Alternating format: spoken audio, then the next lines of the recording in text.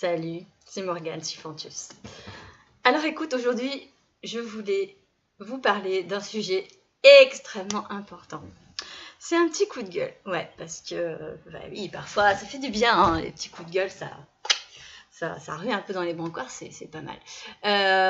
C'est un coup de gueule vraiment essentiel, hein, tu vas voir. Je voulais vous parler des citations à outrance. Et outrance, ce n'est pas un village de France dans lequel on a beaucoup voté pour une personne que je ne citerai pas. Non.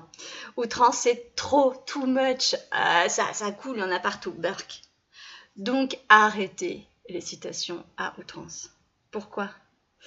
Parce qu'en fait, quand on utilise les mots de quelqu'un d'autre, eh bien, en fait, on s'empêche d'utiliser les siens. Et plus on prend l'habitude de laisser parler les autres, et ben, moins on prend l'habitude de laisser ses tripes, son cœur, son âme parler, écrire. Imaginez un petit peu si quand on discutait avec les gens, on passait notre temps à citer d'autres personnes. C'est insupportable. Alors oui, oui ou non, je sais pas, mais je ne suis pas contre les citations de manière générale, hein, faut pas exagérer. Moi-même, j'en ai sur mes cartes de visite. Je n'en utilise pas énormément dans mes articles et dans ce que je partage, mais il y a beaucoup de personnes autour de moi qui le font et c'est pas du tout un souci. En revanche, c'est une utilisation qui est dans le cadre d'une pensée structurée, c'est-à-dire que la citation vient appuyer une pensée, ou la citation est au départ de quelque chose qui va être développé. Enfin voilà, elle a un vrai rôle, elle participe à un message.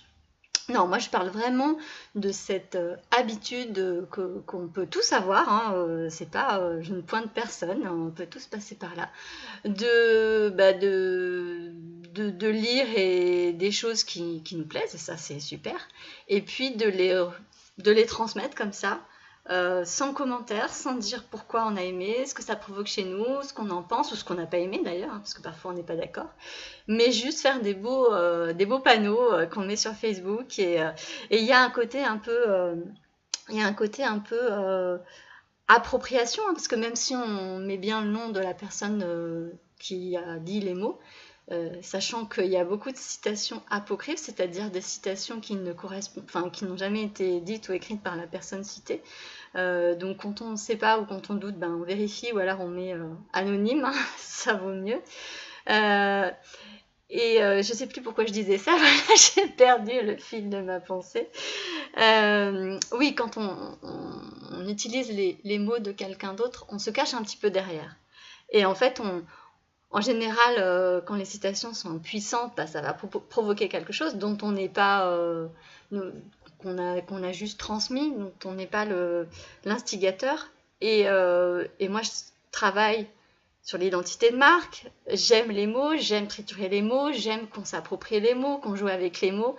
Et franchement, je trouve ça dommage en fait. C'est pas un coup de gueule, vous êtes nuls, hein. C'est juste, je trouve ça dommage de pas justement prendre ces citations, prendre ce que ça provoque, prendre l'émotion qu'on en tire, la leçon, la philosophie, ce que vous voulez, de la passer à l'intérieur de soi-même et de la ressortir à sa manière, même si c'est moins bien, même si c'est moins puissant, même si c'est moins, parce que ce sera plus vrai, ce sera plus sincère, ce sera plus fidèle finalement à qui on est, et ça n'empêche pas du tout de donner la source d'inspiration.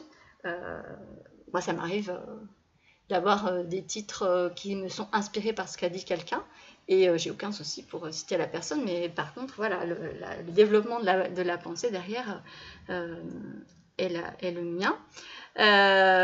Voilà, donc on arrête les citations à outrance et sans commentaire, et enfin, vous faites ce que vous voulez, hein. Moi c'est juste le truc que j'avais envie de dire, parce que voilà, je trouve que c'est pas forcément toujours très intéressant, surtout quand c'est des citations qu'on lit et qu'on lit partout, ça n'apporte plus grand chose. Et d'ailleurs, une chose intéressante, c'est que quand on répète tout le temps la même chose, donc quand on voit tout le temps la même chose, quand on lit tout le temps la même chose, eh bien ça perd tout son sens. Et oui, le cerveau humain, une fois qu'il est habitué, quand il y a de la répétition, eh ben, il le met de côté et il n'y fait plus attention. Donc c'est bien de renouveler et puis voilà. C'est bien de renouveler, vous ne trouvez pas? Bon, bah, je vous fais des bisous. Ciao!